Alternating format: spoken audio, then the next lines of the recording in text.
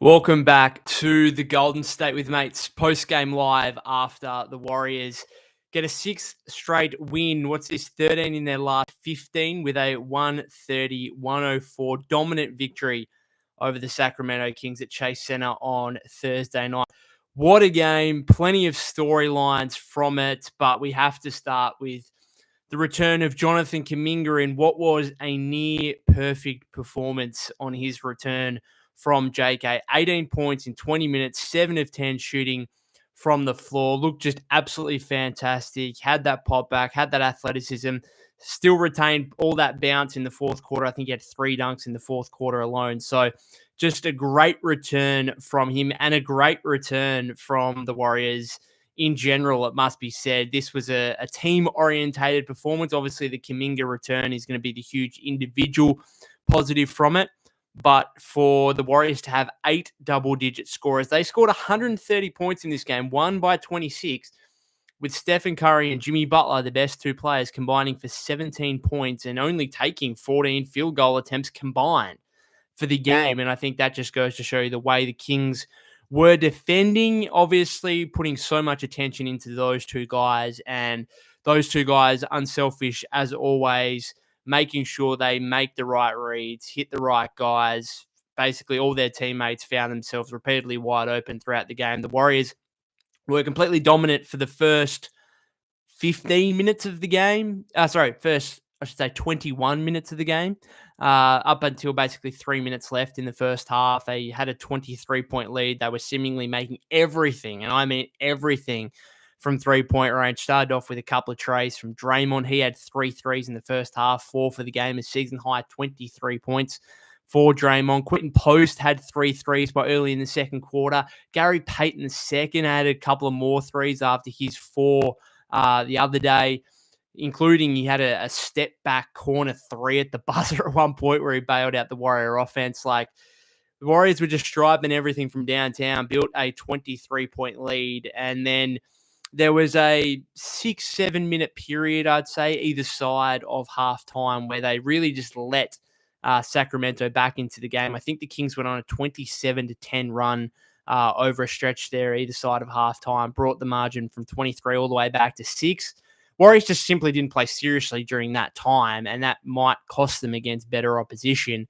Plenty of careless turnovers, a little bit of a struggle there offensively for a period, but once they got their butt back in business and kickstarted themselves again, they ran away with it late third and in a dominant fourth quarter. I think they took a 13-point lead to the final period and then doubled that in the fourth, allowed for some garbage time there at the end. But want to hear your guys' comments on the return of Jonathan Kuminga. It's hard not to get excited. It's hard not to get excited when you see that kind of performance where Jonathan Kuminga returns. And not to toot my own horn, but I said to you a couple of times, I said on the podcast episode yesterday, speaking about JK's return, this guy is that talented. This guy is that gifted athletically that he will just walk into 15 points if he plays the right role alongside Steph Curry and Jimmy Butler. Again, the attention those 2 guys draw, right, JK can just take advantage of that. How many times did we see, 2 guys go at Steph and JK is the one left, and he can just basically either be the one who just goes to the rim or he's the one cutting weak side. There was that one in the fourth quarter where I think Steph draws 2, he kicks it to Draymond kicks it to Gee, and then Gee draws a defender and JK cuts baseline for the dunk. And it's just perfect basketball when you've got the Kings playing that kind of defense on Steph and Jimmy, where those guys are superstar players, but they're basically like decoys out there. They are, because it's allowing their teammates to get so wide open, either from the perimeter or these continuously, and we particularly saw it in the fourth quarter with the way, JK was getting to the rim, the way Jimmy was kind of posting up and then drawing a couple of guys, and it, again, either finding open shooters or just guys under the basket. The Kings were kind of playing in a zone. They went really small in the second half. Very little of Jonas Valanciunas, who had no answer, it must be said, for Quentin Post in the first half. Like, he had no interest, Jonas Valanciunas, in getting out to Post on the perimeter. and Quinton Post just repeatedly made him pay, and that forced the Kings to go small. And then we saw some pretty limited Quinton Post minutes in the second half as well. You could kind of saw some of his defensive limitations with having to go out to the perimeter and guard some of their guards and wing guys. So that's fine. Not a Quinton Post game in the second half. He certainly took advantage of Valanciunas' kind of drop coverage in the first half. He still scored 10 points, was fine. Some pretty good stuff again in terms of protecting the rim. So, I mean, the Warriors just had so many positives across the board in this game. They played basically perfectly, I would say, aside from, like the last 2 or 3 minutes of the first half and the first 2, 3, 4 minutes of the third quarter. Aside from that, legitimately perfect. They shot 57% from the floor, over 52% from three-point range. Again, did this all with Steph Curry and Jimmy Butler combining for 17 points on 14 field goal attempts. Before I get into your guys' comments, obviously congrats to Steph. We haven't mentioned it. We've gone nearly 6 minutes without mentioning it. 4,000 career threes. First one came in the first quarter on a nice driving kick from JK shortly after he entered. Found Steph basically wide open on the wing. Steph knocked that down. And then a bit of a broken play in the third quarter where Moses comes up with it, finds Steph, pump fakes on Trey Lyles, lets him fly by, sidestep three, drills it. 4,000 career threes for Steph Curry. The way he's going and the way he's obviously, it feels like not that long ago that he passed Ray Allen with the 2,973rd three. And I mean, I suppose it's been just over 3 years, and it's taken him just over 3 years to get from 3,000 to 4,000. I don't think 5,000's out of the question. I think that's a legitimate and realistic goal for him to potentially get here. So congratulations to Steph. Also congrats to Steve Kerr, who ties our Adels with the most wins as head coach in franchise history. So well done to Steve there. He's certainly got this team playing brilliantly at the moment. Again, 13 wins in their last 15 games. What are they, 12-1 or 13-1 now, I think, with Jimmy Butler in the lineup. Some of your comments here. Priscilla says in just the first game with JK, we can see the potential of this team. Yeah, I mean, he's like when the defense is loading up so much on Steph and Jimmy, like he's just so talented. And I think he's just so much more athletically gifted and talented scoring wise than anyone else on this team. And we've seen what Jimmy has been able to do for Moses Moody and Brandon Podziemski. And again, I think if JK accepts this role willingly, he's just going to walk into 15 points every game. Like it's going to be that easy for him. We saw a couple of times where he gets mismatches, and it's easy stuff. It's not him. I mean, how many post-up opportunities did he get in this game? Barely any. He made like that kind of fade away where he's looking to draw the foul in the third quarter, I think it was, where he got it to rim home. That was probably the only one where I can think of, that was a true isolation possession. There was a couple more where he kind of got mismatches and he just drove to the rim and overpowered guys a couple of times. But like that's what you want, right? You want him to go and get to the rim when he does have mismatches. And then basically everything else was just getting, going hard in transition or just cutting to the rim at the right time, taking advantage of, two guys going at Steph. Like, just simple, really simple stuff. And he ends up with 18 points on 7 of 10 shooting. Like, he can do this without having to do anything fancy. Like, that's what it is. Robbie says, you were right. JK can walk into 15 plus points a game if he just does what is needed. Yeah. Thenix says, congrats to Steph for 4K. JK wasn't forcing anything, just easy buckets. Absolutely. Sid says, felt like Kings didn't want to guard anyone not named Steph. Yeah, it's very true. They've done this a couple of times now. I don't think Steph did a whole lot in that first game coming out of the All-Star break, did he? I don't think he did. I think Moody and Podziemski or something or Moody and Hill might have. I'm just checking this now. This was the game on Feb 21 coming out of the All-Star break. The Warriors won 132-108. So 24-point win that time around, 26-point win, basically equivalent scoreline this time. Steph in that game had 20 points, 7 of 13 shooting. So he was okay. But again, only 13 field goal attempts. Of course, this was Jimmy went 5 of 10, 17 points. So they were a bit better in that game, but they were still led. Moody had 22, Hield had 22, Podziemski had 21. So this is kind of how the Kings play defense, and they've done it twice now in the space of under a month, and it hasn't worked out for them either time. All it's done is contributed to what is a combined 50-point loss here over 2 games. So not great if you're Sacramento. Just Below says, do you think we can get away with JK the 2 for a big lineup of Curry, Kaminga, Butler, Draymond post? Yeah, well, I think Butler's the 2 in that scenario, but yes. Now, what we saw in this game, we didn't see a whole lot Kaminga Butler together. It was more so Kaminga Steph, which, as I said yesterday, it's kind of, I think, pretty important to see Steph and Kaminga together, because I do get concerned with the offensive firepower a little bit when like Draymond and Jimmy go to the bench, and it's kind of Steph and he's out there with GP2 and Looney and Gee and Buddy, that kind of lineup. So it's good to see Kaminga kind of in those kind of lineups. Robert says Portland, not Sacramento. Question mark. Have I done this thing again where I failed to change the I've done Portland Trailblazers. My apologies. This is not the first time I've done it. This is not the first time I've done it where and maybe there's going to be less viewers in the chat because of this. I've put Portland Trailblazers. It's just because I copy and paste. Bad editing on my part. I apologize to people. Then next says, always guard Steph like this. Pisses me off. Keegan Murray will not leave him. It's more so, Keon Ellis, I think, is more the one that just has the one job really to go out there and guard Steph and make it as difficult for him as possible. Robbie says, do you think if we keep playing like this, we just run the 11-man rotation till the playoffs? Yeah, obviously Pod's still out in this game.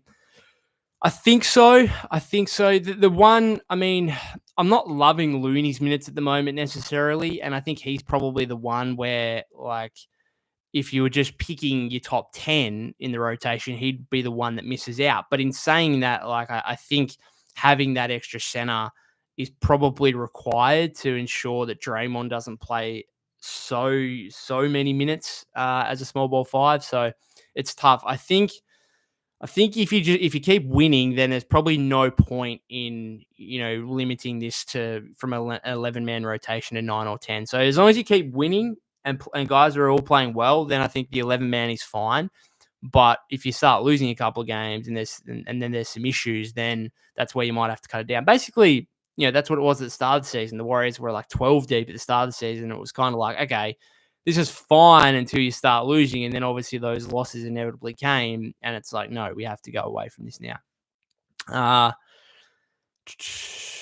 Gamer F2P says, called it, all the Kaminga haters coming out of the woodworks.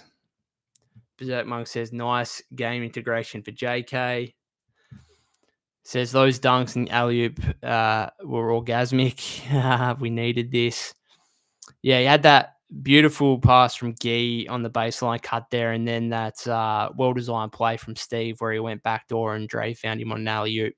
Just great to see him, particularly in the fourth quarter where, your legs can, you haven't played for 31 games. It's been over 2 months. You'd think fourth quarter the legs might have gone a little bit. And no, he was still getting up there and throwing them down and looking fantastic. In fact, the fourth quarter was his best. What did he have in the fourth quarter of this game? He must have had close to 10 points in the fourth. Kaminga in the fourth quarter was 3 of 4, 1 of 2, 7 points, and a steal in the fourth. Just looked really energized and engaged as well. So absolutely fantastic.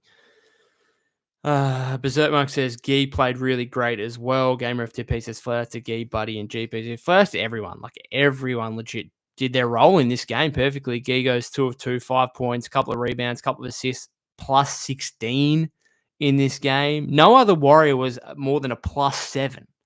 You had Gee as a plus 16. Draymond was a plus 7. Moody was a plus 7.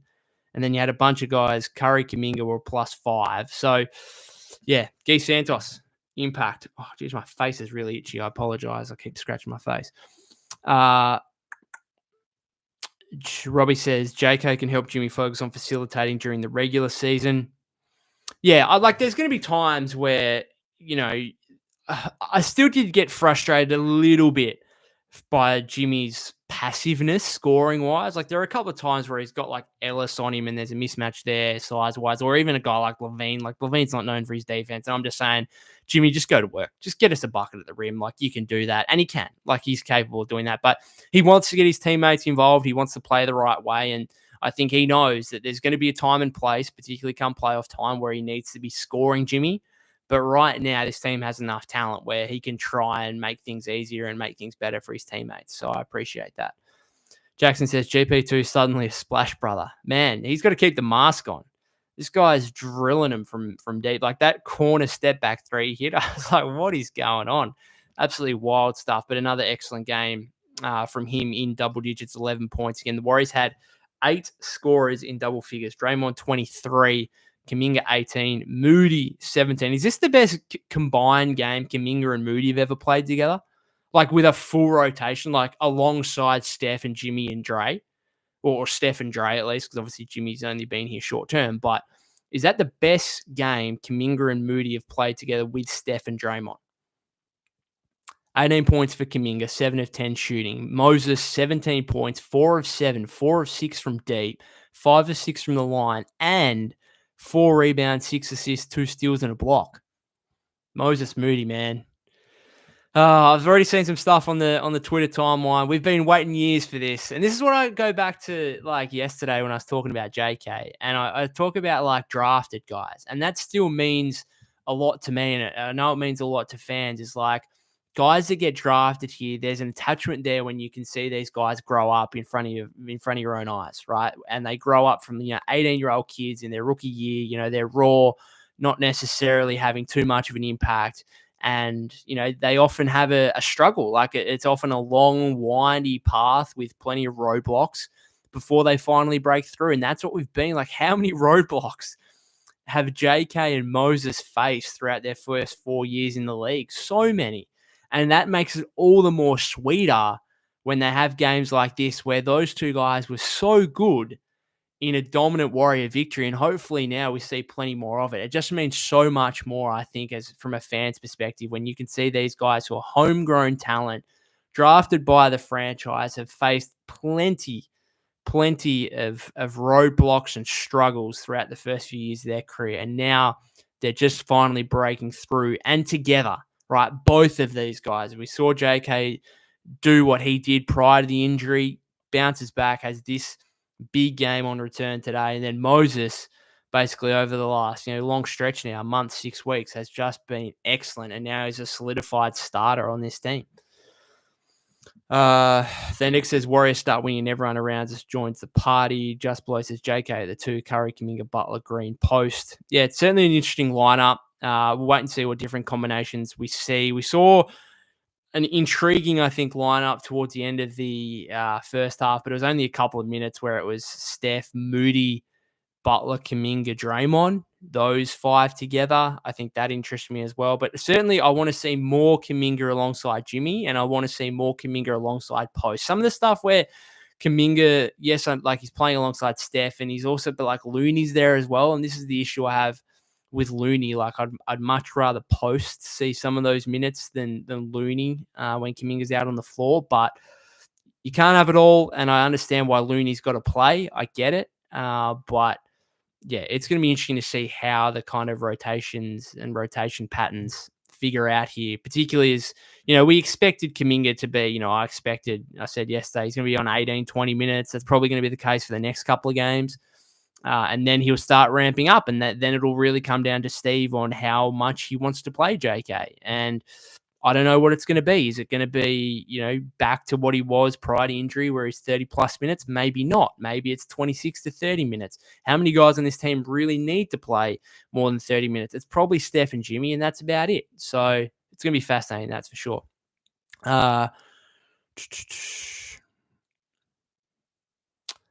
Thanik says we are 2 games from 4th and the Lakers have a tough schedule. Yeah, Lakers lost 126-106 today to the Milwaukee Bucks. Just checking the updated standings now, with the Warriors now 10 games above 500, if you can believe that.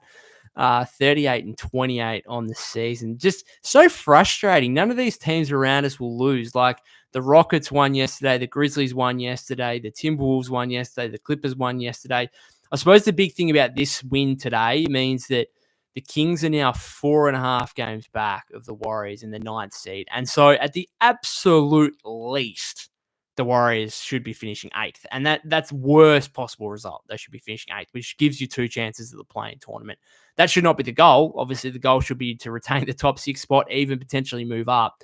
But I think that 4.5 game span now between the 6 seed Warriors and the 9 seed Kings. And obviously the Mavericks are falling off a cliff. The Suns aren't doing anything either. I mean, that's just turned to hot garbage.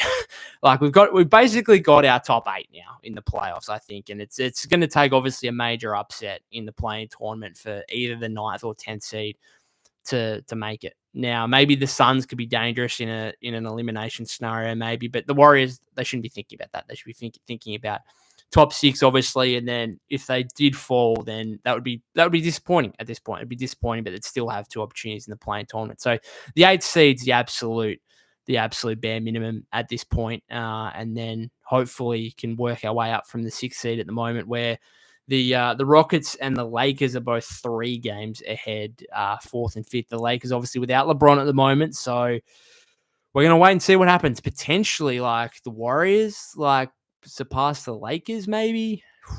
I don't know. There's only, what do we got now? 16 games left for the Warriors. The Lakers still have 18 to play, and the Rockets have 16 as well. So can 3 games be made up? Potentially. And I think I thought the Rockets were the team that are in trouble, but all of a sudden the Lakers with this LeBron injury, maybe they're the one that could be in a little bit of jeopardy there. Robbie says, wonder how quick JK gets off minutes restriction. He had real bounce this game. Yeah, I think, it's a long absence, 31. I'm not a doctor. I don't know this stuff, but I'm assuming he might have a couple more at around this 20, 22 minute mark. And then from there, we'll go. We'll obviously wait and see what he looks like in the next couple of games. But from this one, he looked great. Hopefully bumps that up to 25, 26 within a few games.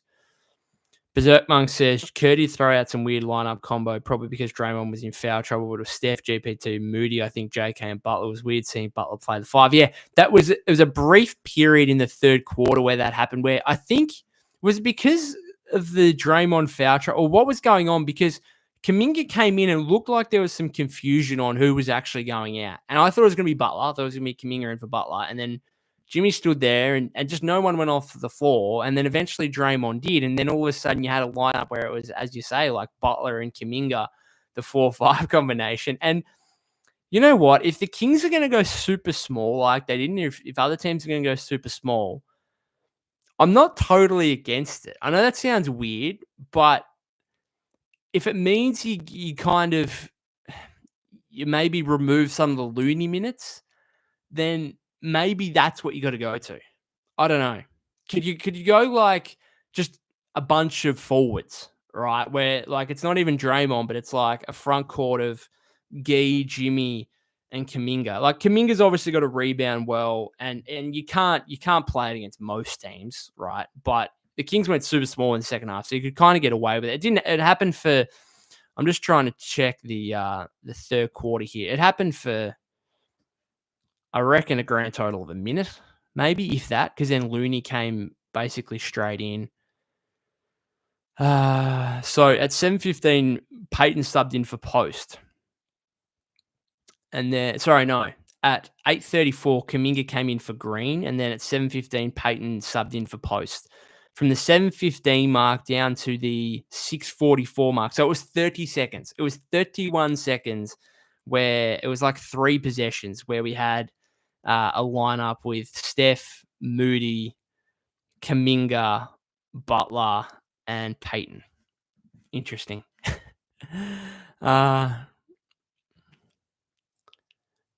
Jack says Looney still has positive effects, especially with second chance opportunities. Yeah, like he's not playing badly. I just think if you were to like pick your top 10 players right now, I think he'd be the 11th. I'd probably have Gee over him. But that's just picking your top 10 players. That's not, working out rotations and stuff like that. Robbie said they played Butler at the 5 for a bit because they had Keegan Murray at the 5. Yeah, you could get away with it. I mean, it happened for 31 seconds, I think.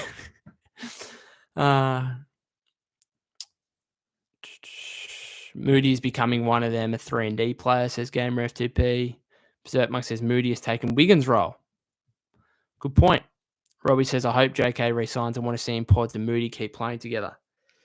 Yeah, I mean, the great thing with this is like those three guys playing together, playing well at the moment. Obviously, Pods has missed the last few games here with the back concern, which is a bit frustrating. But those three guys have Moody and Pods really been great recently, and then JK was really good before the injury and has a great return game here. And all of a sudden, like it does make it all the more fantastic in that the Warriors are playing so well at the moment. The short term looks good, and you're giving Steph and Jimmy and Draymond a chance. But the future, when you've got Kaminga, Moody, Pods, and dare I say Quentin Post, like all of a sudden the future looks okay as well. And you still got like there's still moves you could potentially make in the offseason. Like the Warriors still have basically all their picks up their sleeve. They'll obviously relinquish this one this year to Miami. That owe the top 20 protected one to Washington in 2030. But aside from that, they've got all their future first round picks. It's intriguing. Gamer F2P says, I personally think Moody is a better point of attack defender than Wiggins. Wiggins had the jump shot, they had the jump contest, but Moody really disruptive on players shooting.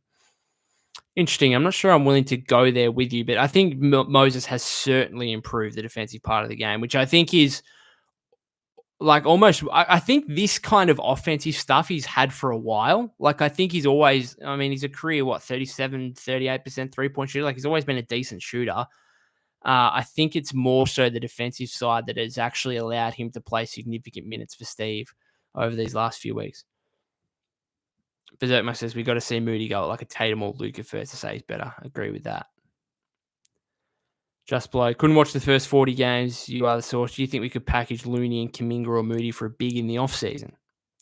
Saw Bleacher Report the other day suggest Buddy Hield and Moses for Jakob Poeltl, which I think is the other thing here. Like Moody all of a sudden is on like a really, really good, if he's going to just be this guy, which is a starting caliber player, and you've got a starting caliber player making, just over $12 million a season, like that's a great value contract. And all of a sudden teams might be asking about him in the offseason and the Warriors might be able to cash in, but I wouldn't be cashing in, because if you're the Warriors and you're paying Steph, Jimmy, Dre, and then you're thinking about paying Kaminga potentially $30 million a season, you're going to need every good team-friendly contract you can get, and I wouldn't be giving that up easily. Like if I'm trading this version of Moses Moody, it better be as part of a bigger package for a star or for a type of player we desperately need. And I'm not sure Jakob Poeltl's that guy.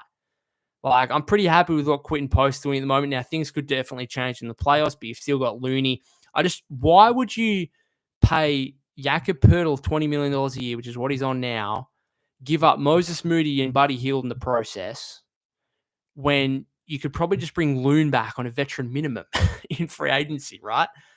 And have Quentin Post. Now, do they need another big man option? Maybe, like hopefully Trace has a big off season. Who knows? But I'm not as concerned. I mean, the Quentin Post thing is a revelation, man. I was just watching that guy in the first half again. He hit 3 threes. Do you know what was the most impressive three for me? It was one he missed, where he got the ball. I think Moses was opening on the wing, got closed down, flicked it to Quentin in the corner.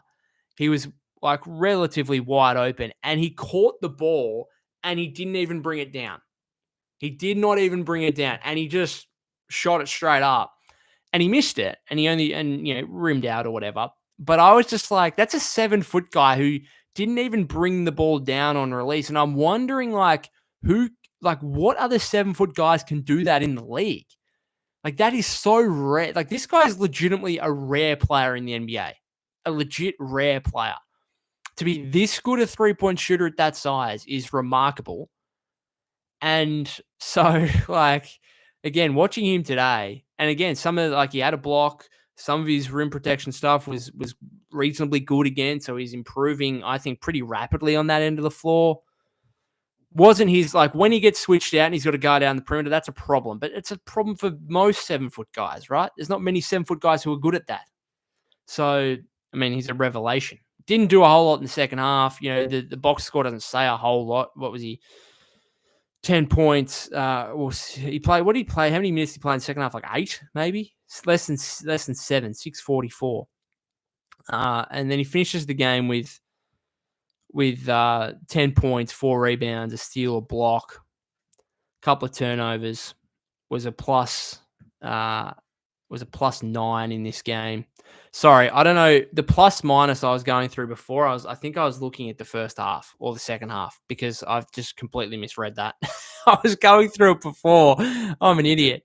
Gee was a +21 in the game, not a +16. Still led the way, so that was right.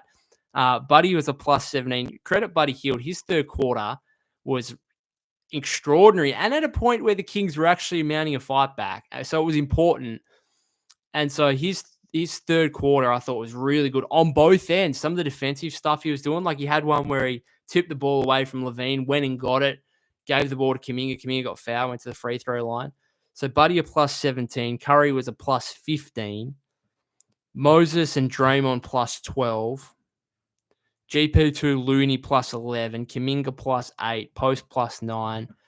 Yeah, I was reading the plus minus of maybe just the fourth quarter. I think I was literally looking at the plus minus of the fourth quarter.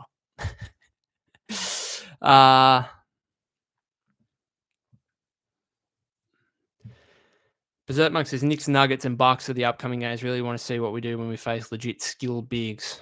Yeah. Modded Jot, what happened with GS in the fourth quarter? We dominated? Or Guy Santos you're talking about? Is GS Golden State or Guy Santos?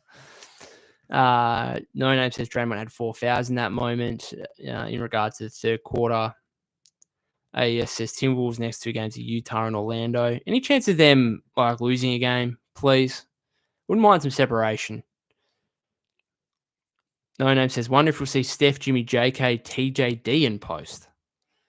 Don't think so. Although I did find it funny at the end of the game where they had Loon and TJD playing together in garbage time minutes. Thought that was hilarious. That will never happen again. Unless it's garbage time, of course. Just Blow says Looney's great for the franchise, but he hurts us as a non-scorer in any lineup. Yeah, you got to be very particular with what lineups you use. Jack says Moody at this level of 3&D, and we're only paying $10 million a year. Yeah, and you're just not going to get rid of that. Like you're not going to give that easily. And like a guy like Jakob Poeltl, I'm just not doing that because he doesn't like. He brings spacing concerns, particularly if you're going to pay Kaminga, particularly obviously with Jimmy, Draymond. Like, I just looked at that trade and laughed. You're just not doing that. Robbie says, do you think JK playing like this after missing 30 plus games could one day be an all-star? I still have high hopes. I guess like the biggest positive is like he's just going to eat. He's just going to eat playing alongside Steph and Jimmy, and he's just got to look at a game like today and look at how easily I did it. Like basically, he can just look at it and say, I don't need to force the issue. If I just do all the right things, I'm gonna just be able to completely dominate the paint and get 15 to 20 points every game. Like that's how it's. There's gonna be other games where they ask, teams ask Steph and Jimmy to be scorers, and then Kuminga and others might be quieter. Like that's what it is. But like JK is like that talented. It's an easy 15, 20 points a game for him. AES says Moody lacks lateral quickness, but his wingspan makes up for it. Wiggs still better at D. Yeah, I'm not saying that Moody's a better defender than Wiggins quite yet. Just Blue says Warriors are great at ignoring the hype and seeing system potential in their picks. Well, I certainly saw the hype, I think, with Kaminga. Like he was a high upside X factor play, but particularly like post. Man, you got to question what other teams were doing when this guy can be taken 52nd. Enough Crypto says QP looked like clay on that quick shot, but missed, but it was close. Yeah, it's the one I was talking about in terms of the corner 3, which a lot of like big guys can shoot, but it's like it's a long release or it's a slow release kind of thing. He's like a genuine. What about that one in the early second quarter where both teams hit a couple of threes kind of back to back, and then I think Moody got a steal, and then QP was like kind of trailing the play, but it was also like in transition, and Moses hit it back to him at the top of the arc, and there was still like it was basically 2-on-2 in that situation. Like the other guys on both teams were like down the other end of the floor still, and QP just pulled it with no hesitation and nailed it. And I was like, man, this guy's 7 foot tall doing this stuff. It's ridiculous. Berserk Monk says, I think Levine was nearly -40. He was a -34. He played 32 minutes and was a -34. How does that happen? I had a good mate of mine message me during the game. He said, the Kings have a good team on paper. And I said, I agree, but all individually. And all those individual guys have never done anything in the playoffs. Right. What's Zach LaVine? What's his big playoff moment? DeMar DeRozan, what's he really done in the playoffs aside from, being part of a Toronto team that consistently just got beat up by LeBron? Right? What's Domantas Sabonis done in the playoffs? What's Malik Monk really done in the playoffs? So they've got all these really good players individually, but none of them have really had success from a team standpoint. And I think that's just showing in what they're doing now. Like, this is a team that's probably not going to make the postseason. I think the top 8 is pretty locked in. That is kind of the best 8 teams in the conference. So, again, good team on paper. And LaVine is a big numbers guy. He's having a very, very good season. But I think the Warriors certainly made the right decision in bypassing him for Jimmy Butler. There's no doubt about that at this point. Enough Crypto says JK will certainly be an all-star next year. Let's hope so. Just Below says if Loon could shoot 35, 38% from 3, he'd be the best big we've ever had, sadly. AES says, we dodged a bullet in regard to LaVine. Just Below says, ever since Wise and we decided to pick with our eyes, not social media. Well, I want to give a little bit of credit because the JK Moody drafting for a long time has been seen as not great. When you could have had Franz Wagner at 8 or at 7 and he was taken at 8. And then even when Moody, you could have had Trey Murphy, you could have had Şengün. And I think at this point, it's like if you just translated what Wagner's doing on Orlando and what Şengün's doing on Houston, what Trey Murphy is doing with New Orleans, like what they're doing right now, if you just translated that to the Warriors, then you'd probably still prefer those guys. But it's not like it's a huge draft miss. And I think that's what we're seeing now is like Kaminga still has all-star potential and Moody is showing himself as a starting caliber player. And so, yes, like you could have taken an all-star in Şengün after that, but that's like nitpicking when if you get a good starting quality player with pick 14 in the draft, that's a good result. And you're just nitpicking if you're looking at better players after that. So, I think maybe some apologies need to go to Bob Myers because for a long time it's been seen like that was a stuff up, and now particularly when these two guys play so well after a game like this, it's like no, like they're two good selections. Yes, you might have done a little bit better, but they're still pretty good hits. Robbie says, once the vets retire, Pods, Moody, JK, Gee, and Post are winning the chip. I'm not going to go that far, but I didn't even mention Gee in that quartet or in that fivesome before. I mentioned the quartet of Pods, Moody, JK, and Post. Gee deserves to be in there. And Gee was a 50-something overall pick as well. What was Gee sent? Like 55? I think they've got Gee at 55, Post at 52, TJD at 57. That's wild.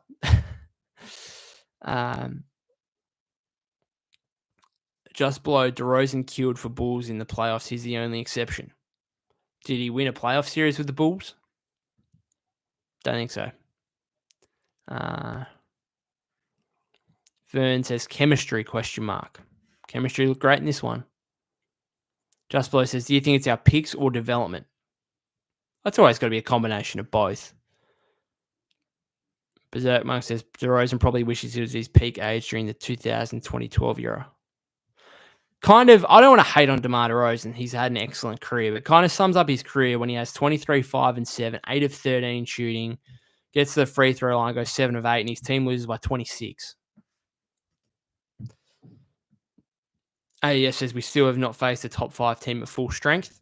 True. That's why the Bucks and Nuggets back-to-back upcoming here is going to be really important. The Knicks obviously on Saturday, but the Knicks will be without Jalen Brunson, so that's without their best player there. Obviously, Sabonis missing in this game. Not that they beat the Kings by 24 a few weeks ago with Sabonis in the lineup. So, we'll wait and see. There's certainly more challenges to come, but at this point, you just got to rack up the wins. Jack says, don't forget JP3. Didn't we pick him up at 60? Massive contribution in 21-22. No, Jordan Poole was a late first round pick. Was 28th? 28th, was he? If I remember correctly. Jordan Poole was drafted 28th overall in 2019. Yeah. Berserk Max says, Knicks with Cat will be very interesting, though. Draymond will not be able to cheat off of centers like he did against Mitch Robinson and Achua. Very true. Just Play says, DeMar's legacy would be insane if Bron didn't strangle the East. Poor guy. Yeah, he's had an excellent career. Excellent career. Don't want to hate, but he just hasn't obviously had the ultimate success and he's not the only one. There's a lot of veteran players who, haven't had the ultimate success. A guy like Levine is, been in the league over 10 years now, and he's never really had playoff success. So there's a lot of guys like this who are very, very good players. They put up big numbers, but they can never. It's really tough when a guy like guys like DeRozan and Levine, who are, I suppose, at times the best player on their team, and they're very, very good players, but no one's suggesting that DeMar DeRozan or Zach LaVine can be the best player on a championship team. There's only really a handful of guys that can be that. Warriors might have two of them with Steph and Jimmy. Steph, we know, obviously, and then Jimmy has led a pretty average Miami Heat team to 2 NBA finals in the last 5 years. So that's what really it comes down to, I think, when it comes to playoff time, is that the Warriors have a couple of these guys who you could consider as potentially being the best player on a championship team. And that's pretty rare, right? Alrighty, I'm going to finish it up there. We've been going over 41 minutes. Thank you very much to those of you that tuned in, even though that I put it as Warriors versus Trailblazers post-game live. Apologies for that. I stuffed up the plus minus before. I don't know. It's not being great. I'm still, for any Australians out there that are watching this or watching it on replay or listening via the podcast feed, I'm still like gobsmacked and shocked at the fact Richmond beat Carlton last night. Just genuinely one of the most shocking results I can remember in recent sporting memory. For NBA fans, I'm trying to think of an equivalent, because Carlton aren't like the top team in the league by any means, but it'd be like the Wizards. Let's say like the Wizards were down by 25 to the Warriors and then like came back in the second half and won. Could you just imagine that? That was basically the equivalent of what Richmond did to Carlton last night. It was just genuine. I was watching it thinking, what is going on? And maybe my brain's a bit frazzled after that, and that's why I didn't switch the Trailblazers over to the Kings, and why I was reading plus minus from only the fourth quarter and trying to claim that it was the entire game. Jack says, come on, dude, it's Carlton. They're still coming. They're still cooking. They're still cooking from that off-season advert or whatever they were doing. I reckon that's 2012 or something like that. That was kind of crazy. They're still cooking from that. Obviously, as a big Collingwood fan, just watching Carlton suck, watching Carlton fail, I live for that. And we were terrible last weekend. We lost to GWS by 52, but at least GWS are probably going to be a finals to, I think they're premiership favourites now. And Carlton just lost to a team that I thought, if I set their over-under win line for the year, was probably 1.5 wins, I'd say. I reckon Richmond, yeah, that might be one of 2 or 3 wins for the season, but good on them. Unbelievable performance last night. An unbelievable performance from the Warriors today. 130-104 victory over the Kings. I'll finish it up there. Thank you very much to those of you that have tuned in and commented. Thanks to those of you that are watching on replay or listening via the podcast feed. If you haven't subscribed to the YouTube channel already, that would be greatly appreciated. Follow me at POK252. That's POK252 on X/Twitter. I'll be back for a post-game live after Saturday's game against the New York Knicks. Let's hope the Warriors can move 11 games above 500. Things are getting pretty crazy right now. Cheers, guys.